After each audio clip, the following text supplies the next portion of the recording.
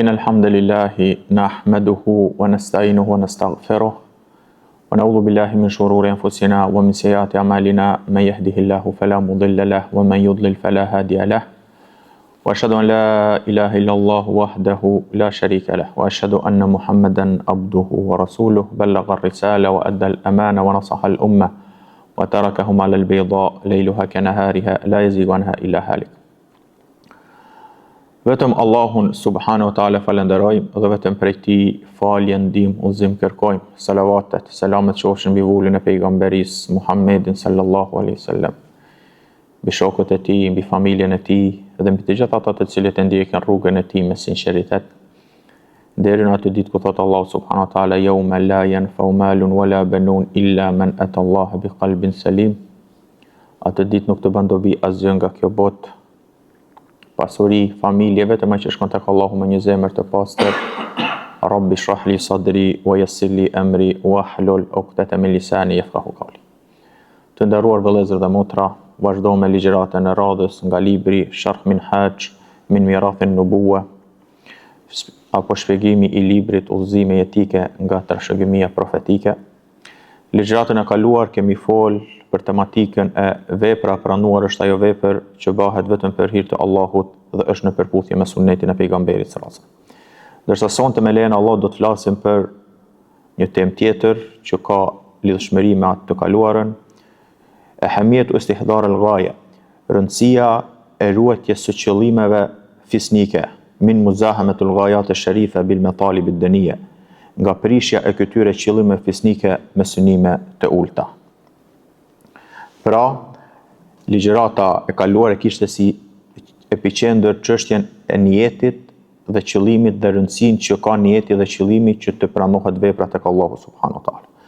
Ndërsa sonte me lejen e Allahut subhanahu wa taala do të flasim cilat janë ato qëllime, pra apo cilat janë llojet e qëllimeve që duhet synuar besimtari. Dhe nga ana tjetër cilat janë kërkesat e ulta që mund të konkurrojnë me qëllimet fisnike. Pra, njeriu në këtë botë, siç është e njohur, vepron vepra të ndryshme. Mirë po këto vepra i kryejnë si rezultat i një qëllimi që i paraprin. Pra, edhe me psikologi, nëse ju kujtohet siç kemi përmendur dhe me islam, për çdo vepër njeriu duhet të pas një motiv të brendshëm që një shtytës nga brenda që e shtyn njerin me vepru. Pra njeriu nuk vepron kot. Pa marrë parasysh kjo është qëllimi për qëllim të mirë apo për qëllim të keq, mirë po e ka një shtytës nga brenda që e shtyn njeriu me vepru. Atëherë, kur kërkesat e ulta i zënë vendin, konkurrojnë ose shtyn me një anë qëllimet fisnike, besimtari duhet me qenë pra vigjilent dhe i kujdesshëm se kur e bën një vepër, ajo vepër ka mundësi, si do të vinë gjatë ligjëratës, ka mundësi të bëhet për një qëllim shumë të lartë.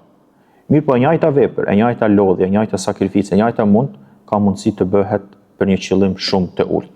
Pra për njëtë njeriu duhet me pas kujdes, pasi e bën veprën, pasi jep mundin, jep lodhjen dhe kështu me radhë, duhet me pas kujdes për pse pa bën atë vepër. Pra, rëndësia e ruajtjes së qëllimeve fisnike nga prishja me synime të ulta, kjo është ligjërata e sonme. Do të përmendim disa ajete dhe disa hadithe. Thot Allahu subhanahu wa taala wa minan nasi man yashri nafsahu ibtigha'a mardatillah wallahu raufun bil ibad. Dhe ka thot prej njerëzve që e flijojnë veten e tyre duke kërkuar kënaqësinë e Allahut dhe Allahu është shumë i mëshirshëm ndaj robëve të tij. Pra, Allahu subhanahu wa taala flet për një kategori të njerëzve që e flijojnë jetën, sakrifikojnë, japin të mundurën dhe të pamundurën për një arsye, për një qëllim shumë të lartë, një qëllim fisnik, ajo është që të arrihet kënaqësia e Allahut subhanahu wa taala. Mirë po, para se flet Allahu për këtë ajet, disa ajete më herët çka thot, e për një kategori pra përballë kësaj kategorie që thot wa minan nasi ma yu'jibuka qawluhu fil hayati dunya. Kemi këtë kategori njerëzish, mirë po kemi edhe një kategori thot nga njerëzit thot yu'jibuka qawluhu fil hayati dunya. Ty, domethënë, i kanë fjalët e ëmbla në këtë botë. Pra, wa yushhidullaha ala ma fi qalbi. Mirë po Allahu e din se çka ka në zemrat e tyre. Pra në aspektin e fjalëve janë shumë të mirë. Mirë po Allahu e din thot çka ka në zemrat e tyre, wa huwa aladul khisam, dhe ai është thot kundërshtari më i ashpër. Wa idha tawalla sa'a fil ardi liyufsida fiha wa yuhlika al-hartha wan nas. Nëse largohet thot nga besimtar dhe kështu me radh, thot tawalla sa'a fil ard liyufsida fiha. Atëherë mundohet që të bëjnë fesad dhe të shkatrojnë gjëra në tokë. Yuhlika al-hartha wan nas wallahu la yuhibbu al-fasad. Allah nuk e don fesadin. Pastaj çka? Wa idha qila lahu ittaqillaha akhadhathu al-izzatu bil-ithm. Nëse i thua ti kefri Allahun, krenohet dhe mburret me atë mëkat. Pra nuk nalet dhe të reflektoj dhe ta qes pra një qëllim të lartë dhe të ndalet për hir të Allahut, mirë po fjala kur ti thuash kefri Allahun, ai më shumë thot e shtin në mëkat, akhadhatul izzatu bil ithm. Pra krenohet, pra e kap mburja dhe krenaria duke i bërë mëkat, fa hasbuhu jahannam wala bi'sal mihad. Për ta mjafton xhehenemi dhe sa vend i keq është. Pra të nderuar vëllezër dhe motra, kemi këtu dy ajete. Fakt një ajet që flet për një kategori që e flijojnë çdo gjë për hir të Allahut, për kënaqësinë e Allahut, dhe kemi disa ajete që flet për një kategori si hipokrit dhe munafik dhe kështu me radhë që domethënë nuk kanë qëllime fisnike në veprat e tyre. Kategoria e parë ai që jep çdo gjë për hir të Allahut subhanahu wa taala, thonë ai jep nga pasuria e tij edhe kur të tjerët grumbullojnë. Qëndron me të vërtetën edhe kur ajo është e hidhur. Ai fal edhe kur zemra dhem, punon për të mirën e njerëzve dhe kur njerëzit pra nuk e shohin. Pra çdo vepër e tij është e lidhur si të arrijë kënaqësinë e Allahut subhanahu wa taala. Pra nuk e ka qëllimin kryesor përfitime në këtë botë, mirë po ka kënaqësinë e Allahut. Nuk thot kur e kryen një vepër çmarr, mirë po çjap për Allahun. Nuk thot për një vepër sa kushton, por thot se sa vlen tek Allahu subhanahu wa taala. Dhe kategoria tjetër të nderuar vëllezër është pra ai që fare nuk e ka dert sakrificën dhe mundin pra në rrugt të Allahut subhanahu wa taala, bile edhe nëse i thu atij kefri Allahun, nëse e thret për një qëllim pak më të lartë dhe kështu me radhë, jo vetë se ndalet dhe mendon dhe spaku reflekton, mirë po kja gjë e bën të mburret dhe të tregohet mendje madh ndaj asaj.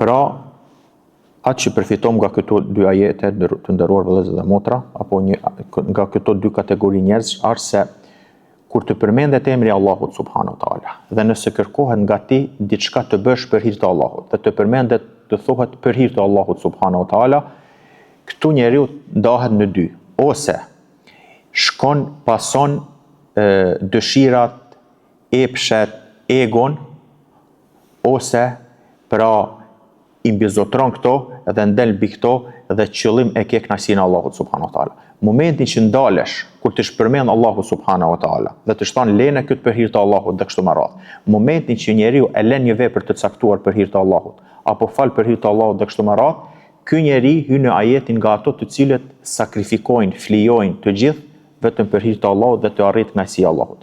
Mirë, po nëse të thuhet ke frikë Allahun apo kërkohet nga ti një vepër ta bash për Allahun dhe kështu me radhë, thjesht nuk reflekton dhe nuk bën vepra, mirë po është dëshira, epshi, ego dhe ato të cilët përgjigjen, pra dominojnë tek ti, hyn në kategorinë atyre ku flet Allah subhanahu wa taala, min an-nasi ma yu'jibuka qawluhu fil hayati dunya, ka nga njerëz që fjalët i kanë të ëmbla, mirë po kur kërkohet nga ato sakrifica, kontributi dhe kështu me radhë, thot largohen.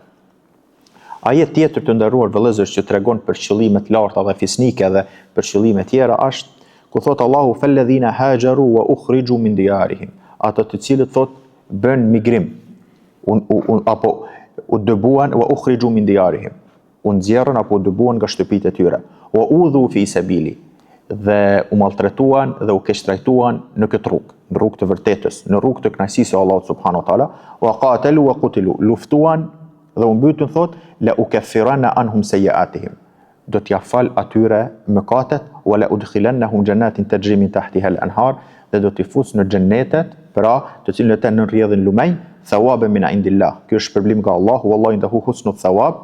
Allahu ka shpërblim, pra tek Allahu është shpërblimi më i mirë.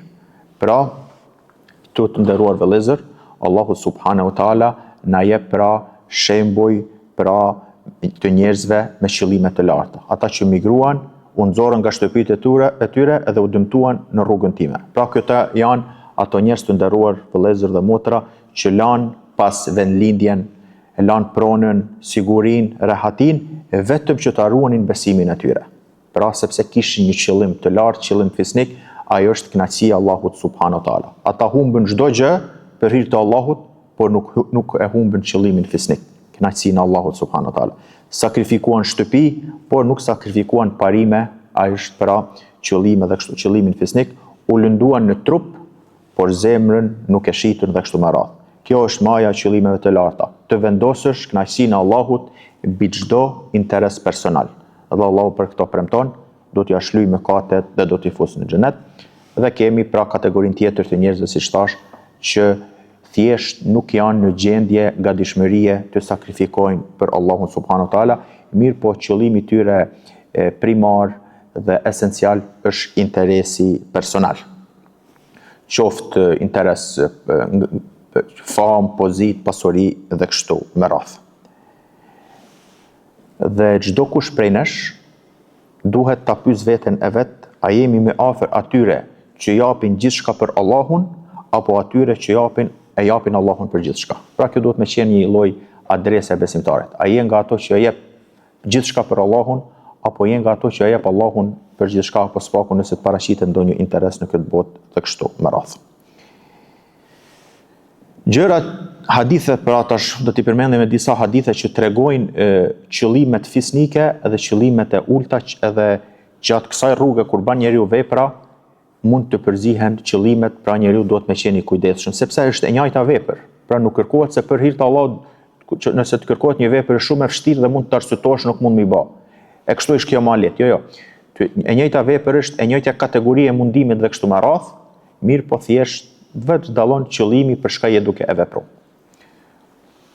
Transmetohet një hadith se gja rajuli Rasulillahi sallallahu alaihi wasallam fa qala ara'ayta rajulan ghaza yaltamisu al-ajra wa dhikra. Erdhi një njeri tek pejgamberi sallallahu alaihi wasallam dhe i tha, ta pyes pejgamberin çfarë gjykimi ka edhe çfarë gjykimi jep Islami për një vepër të caktuar. Për çka? Për një njeri i thot pejgamberit, o i dërguar Allah, a ke pa një njeri që edhe lufton, thot yaltamisu al-ajra, duke shpresuar shpërblimin tek Allahu, mirë po wa dhikra, edhe që të përmendet. Pra edhe për shpërblim mirë pa dhe mu përmend se ka dhënë, ka vepruar mesin e njerëzve.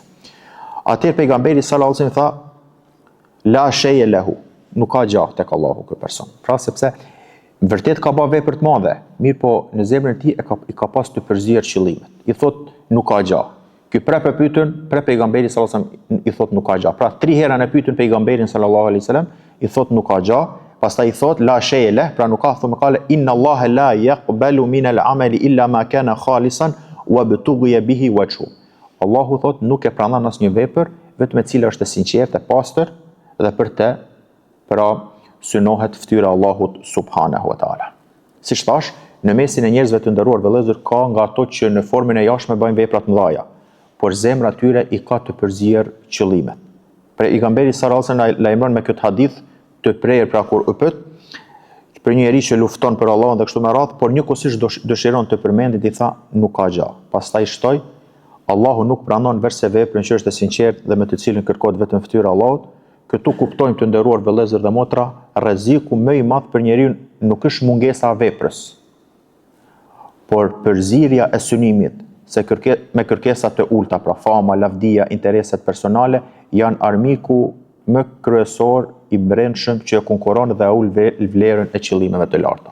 Pra ky sahabi nuk ishte problem vepra, se tha mundet njëra dhe me luftu, mirë po ishte problem pra përzierja e niyetit dhe qëllimeve. Prandaj besimtari i mençur ruan zemrën e tij nga çdo gjë që i merr vendin Allahut në qëllim. Sepse edhe vepra më e madhe humbet nëse ja lëm dyert të hapur pra interesave tjera të kësaj bote apo dëshirave, egos, famës dhe kështu me radhë. Pra, si thash, nuk është se e njëjta vepër, pra.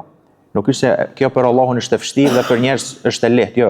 Ai njeri që del në luftë, mirë po thjesht, një njeri e bën vetëm për hir të Allahut, ky tjetër e bën edhe për Allahun, mirë po edhe mu përmend, mi dal zani dhe kështu me radhë, e njëjta vepër, pejgamberi sallallahu alajhi wasallam thotë ai i pari nuk ka asgjë, I vetmi është ai që ka, është ai që bën për hir të Allahut subhanahu wa taala, pra që në zemrën e tij qëllimi është i pastër, është fisnik.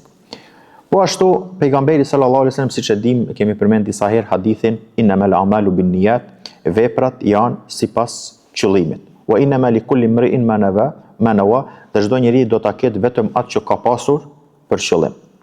Faman kanat hijratuhu ila Allahi wa rasuli, kush e bën një hijret për Allahun dhe për pejgamberin e tij, hijreti është për Allahun dhe pejgamberin. Mirë, po kush e bën një hijret li dunya yusibuha, për një dunja, një interes, një përfitim të kësaj bote, au imra'atin yankihuha, apo një grua që ta martoj, fa hijratuhu ila ma hajara ilay, shpërblimin do ta marr për atë që e ka bë atë gjë. Dietarët arsyen e këtij hadithi, siç ishte Ibn Rajab, Imam Nawawi dhe kështu me radhë, e përmendin se ishte një njeri nga shokët e pejgamberit sallallahu alaihi wasallam, dëshiroi të bëjë hijret nga Meka në Medinë. Mirë, po ai motivi dhe shtytësi nuk ishte ndihmimi i fesë, ndihmimi i pejgamberit dhe kështu me radhë, mirë, apo kërkimi i xhenetit dhe kështu me radhë, mirë, po deshte që të martohet me një grua e cila u quante Umu Qais. Për atë u quajt, pra ai migruesi, muhajir Umu Qais, migruesi për Umu Qaisin. Pra të nderuar vëllezër dhe motra, kemi sahabë që kanë bërë me pejgamberin sallallahu alaihi wasallam hijret, dhe kemi që kanë bërë hijret pra me që të martohen. Në aspektin e veprës, të dy kanë ndje lodhje, kanë ndje dhimbje, kanë ndje ndarje, e kanë prish qetësinë, e kanë prish rehatin dhe kështu me radhë. Mirë, po dikush ka me pejgamberin dhe shpërblimin dihet që e ka, dhe ai tjetri thjesht pejgamberi sallallahu alaihi wasallam në një mënyrë të ulta hijretin e ka për atë çka ka bë, thjesht as nuk e ka përmend veprën për pse ka bë ky person hijret. Pra, shpesh herë nuk ka me rëndësi sa është vepra e madhe, se tek e fundit Allahu subhanahu wa taala nuk është i nevojshëm për veprat tona, dhe tek Allahu, pra, siç thonë dietarët, nëse të gjithë pra i bajnë Allahut mëkat, nuk i bën dëm dhe nuk i bën dobi. Mirë, po Allahu subhanahu wa taala don që ajo vepër e cila bëhet të bëhet e sinqert për hir të Allahut subhanahu wa taala. Hadith tjetër të nderuar vëllezër dhe shumë i rëndësishëm në këtë kapitull, thot pejgamberi sallallahu alaihi wasallam, një hadith, ma dhi'bani ja'iani ursila fi ghanamin. Dy ujë që thot të uritur të lëshuar në një tufet delesh. Fi ghanamin ursila fi ghanamin bi afsad laha, nuk i bajnë thot dam më të madh tufës së deleve, min al harsi al mar'i ala al mali wa sharaf al, pra dhe më shumë dam nuk i bajnë fesë, pra nuk i bajnë dinit më shumë dam se sa ai njeri i cili ka lakmi ndaj pasurisë, pra fesë njeriu lakmia e tij për pasuri dhe lavdi. Pra pejgamberi sallallahu alaihi wasallam na pru një shembull dhe thot, dy ujq të cilët janë të uritur, janë dërgu me një kope prej deleve. Pra nuk i bajnë këto dy ujq, nuk i bajnë ma shumë dëm deleve se sa një person i cili ka lakmi për pasuri dhe pozit, nuk i bën dëm ma shumë fesë të tij. Pra, Allahu subhanahu wa taala të nderuar vëllezër shumë herë në Kur'an na pron shembuj. Dhe shumë herë lexojm ajete ku thot daraballahu mathala, Allahu pruni shembuj. Edhe pastaj tregon shembuj dhe pejgamberi sallallahu alaihi wasallam na pron shembuj, si rasti i këtij hadithi. Arsyeja pse prun shembuj të nderuar vëllezër, pse Allah ka prun shembuj në Kur'an dhe pejgamberi sallallahu në hadithe, sepse njeriu kur prun shembuj është më lehtë të mahet mend. Pra nëse tregohet një rast pa shembull, shumë më lehtë mund të harrohet. Mirë, po nëse spjegohet diçka dhe në të pruhet shembull, përveç që kuptohet më lehtë, edhe mahet mend më lehtë. Për këtë dietarët thonë për al-amthal min babil mubayyin. Pra shembuj që i prun Allah në Kur'an dhe pejgamberi sallallahu alaihi wasallam në hadithe është që t'ja qarsoj njerëzve dhe ta majnë më lehtë në mend. Për këtë njerëz duhen mi pas parasysh, sidomos thirrsat dhe kështu me radhë, nëse tregojnë dhe thrasin në këtë rrugë, duhen sa më shumë me me pru shembuj konkrete që t'ja lehtësojnë njerëzve kuptimin e fesë. Ma dhi'bani ja'iani ursila fi ghanami. Nuk ka pra dy ujqër të uritur të lëshuar në një tufë deleve nuk i bëjnë dëm më të madh, pra se sa dëmi që i bën fesë njeriu të lakmia e tij për pasuri dhe lavdi. Pra pejgamberi sallallahu alaihi wasallam të nderuar vëllezër, në këtë hadith na sjell shembullin e dy ujqeve.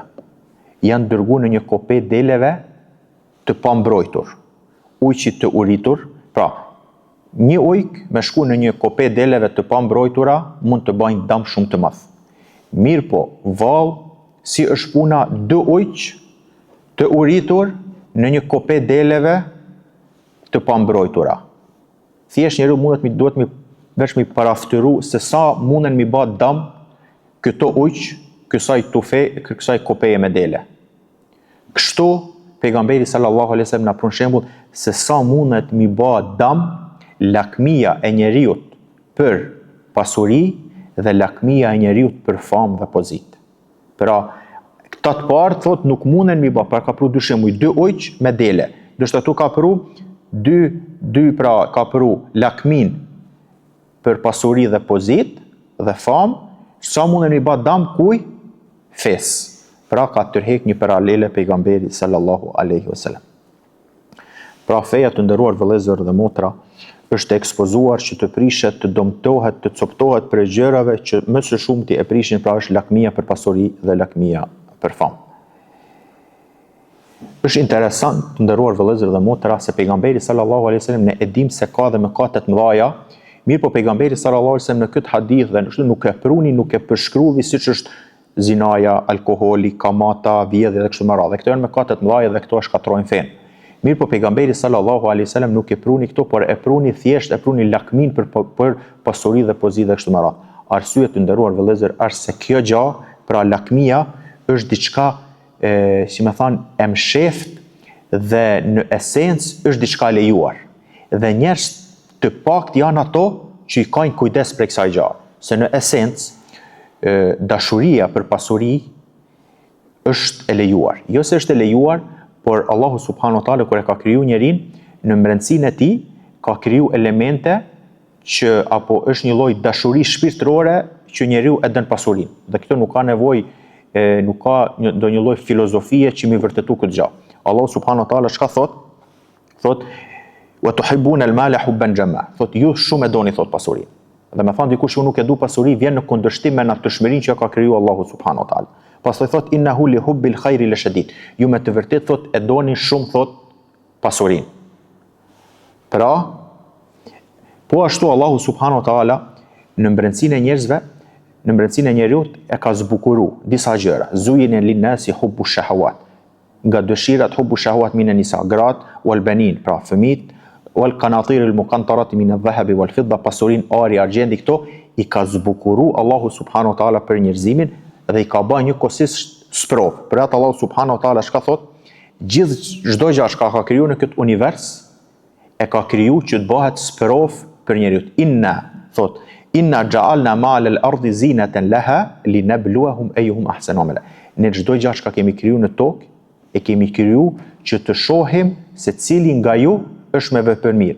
Pra cili po merr anën e djathtë dhe cili po merr anën e majt kur të ballafaqohet me këto zbukuri me në këtë botë. Jo vetëm kaq, po thot alladhi khalaqa al-mauta wal hayata liyabluwakum ayyukum ahsanu amala. Jetën dhe vdekjen nuk e krijova për asgjë, vetëm pra që të shoh se cili nga ju është më vepër mirë. Pra të nderuar vëllezër, ku është problemi? Problemi nuk është që ta dojë njeriu pasurinë, sepse njeriu si thash instiktivisht e don pasurinë. Mirë po problemi është që njeriu ta lakmoj pasurinë. Momentin që njeriu e lakmon pasurinë dhe e lakmon pozitën, kjo gjë e bën njerin pra që të arrijë tek pasuria dhe pozita me çfarë do mënyre që është e mundur, e lejuar, e ndaluar, halal, haram. Ndërsa momentin që njeriu veç e don, kjo është një shkallë që njeriu mundohet. Nëse arrin tek pasuria, e kryen obligimin që ka ndaj asaj pasurie, jep zakatin, e shfrytëzon në rrugë të mirë dhe kështu me radhë. Pra, nuk është i lidhur me çdo kusht me pasuri. Nëse arrin tek pasuria, e falenderojnë Allahun për këtë dhunti, i kryen obligimet dhe kështu me radhë.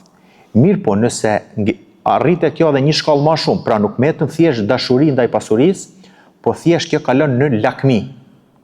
Momentin që kalon në lakmi, Dhe me thonë, pastaj njeriu i verbrohen syt dhe don me çdo kush me arrit tek ajo gjë. Dhe jemi dëshmitar të nderuar vëllezër dhe motra të kësaj gjaje. Qoftë pasuri, qoftë famë dhe pozitë. Sot shohim shumë gjëra që organizohen me emra të ndryshëm. Emisione të ndryshme degeneruese. Pse hyn ato njerëz në ato emisione? Qëllimi kryesor të nderuar vëllezër është ose hyn për pasuri, me arrit pare, ose hyn për me arrit famë. Pra, dhe pse ka ndodhur historikisht shumë luftra, qoftë edhe mes besimtarëve, për pozitë. Pra, këto 3 gjëra të nderuar vëllezër, pasuri, pozitë dhe famë, janë ato gjëra që e shkatërrojnë pra fen e besimtarit. Dhe pejgamberi sallallahu alaihi wasallam e pruni këtë shembull, siç thash, arsyeja është se njerëzit nuk janë shumë vigjilent ndaj kësaj problematike. Pse? Siç thash, mbledhja e pasurisë në esencë nuk është problem. Shumimi i pasurisë në esencë nuk është problem. Sepse siç thash, me punu, me mbledh nuk është problem. Mirë po, lidhja dhe lakmia ndaj pasurisë, që kjo pasuri ty pastaj me të çu, që mi ba Allahut më kat, kjo pasuri ty me të çu pastaj edhe mu largu nga rruga e drejtë dhe kështu me radhë, dhe jemi dëshmitar të nderuar vëllezër se ka shumë njerëz që ndoshta edhe kanë deviju shkak i pasurisë ose kanë deviju shkak i famës dhe kështu me radhë. Pse? Në fillimet e saj të nderuar vëllezër, kjo është një lloj një smundje e mbrëmshme dhe nuk vrehet. Një njeri që ka qenë praktikant i fesë me bë mëkate e haptas turprohet edhe prej njerëzve dhe ndalohet. Mirë po, lakmia për pasuri, pozitë dhe famë dhe kështu me radhë, kjo punon brenda njeriut. Deri në atë moment ku shfaqet. Dhe kemi fakte që filani ndoshta ashfal dhe kështu me radhë, ka mrit shumë në një shkallë të ulët dhe shtrohet pyetja si ka mundësi. Ka mundësi të nderuar vëllezër. Hadithi i pejgamberit sallallahu alaihi wasallam. Lakmia për pozitë, për famë dhe pozitë e shkatrojnë fen, i bajnë dam fesë hiç më pak se sa i ban dam 2 ujq të uritur në një kope të deleve të pambrojtura. Thjesht, çdo herë duhet mi kujtu besimtari këtë gjë, sa mundet mi bë dam 2 ujq në një mes të deleve të pambrojtura, e bajnë, si me thanë, si thot në gjuhën popullore, e bajnë gërdi, bajnë shkatrim, bajnë coptim dhe kështu me radhë.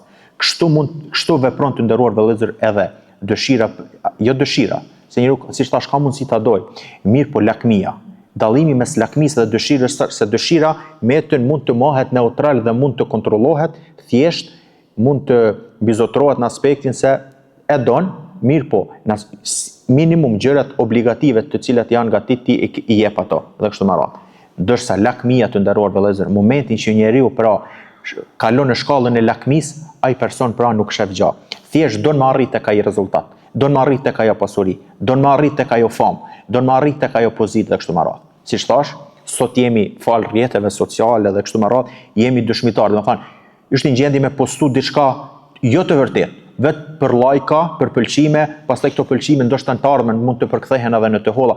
Pra është në gjendje gjithçka me bë vetëm për me arrit qoftë fama apo qoftë pra pasuria dhe pozita dhe kështu me radhë. Mu të nderuar vëllezër, siç thash, njeriu nga alkooli ka kujdes, është gjëna haptas dhe ruhet nga zinaja, nga vjedhja dhe kështu me radhë. Mirë po siç thash, njeriu duhet me pas kujdes edhe nga lakmia i këtyre 3 gjërave, sepse vërtet këto 3 gjëra e shkatrojnë fen, ashtu siç e shkatrojnë, siç thash, siç është hadithi. Mu për këtë të nderuar vëllezër, këto ligjërata sonë me çka ka të bëjë është se njeriu mundet me atë pasuri dhe me famën që e ka mi shfrytzu në rrugt të Allahut subhanahu wa taala. Dhe me këto vepra njeriu me fitu xhenetin. Pra ka pasuri. Këtë pasuri mi jap me kontribu në rrugt të Allahut subhanahu wa taala, me këtë pasuri njeriu mund të fitojë xhenetin.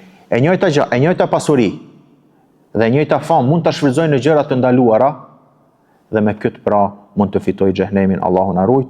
E lutim Allahun subhanahu wa taala me na bën nga ato të cilët kemi qëllime të larta fisnike dhe asesi qëllimet e larta fisnike nuk i zaventësojmë me qëllime të ulta, por çdo herë e kemi primare dhe është primare tek ne që gjatë veprave që i veprojmë ta kemi synim kënaqësinë e Allahut subhanahu wa taala dhe jo kënaqësinë e njerëzve, dhe mos të veprojmë shkak i famës, pozitës dhe kështu me radhë, mirë po tjetë çdo herë preokupimi jon kënaqësia e Allahut subhanahu wa taala.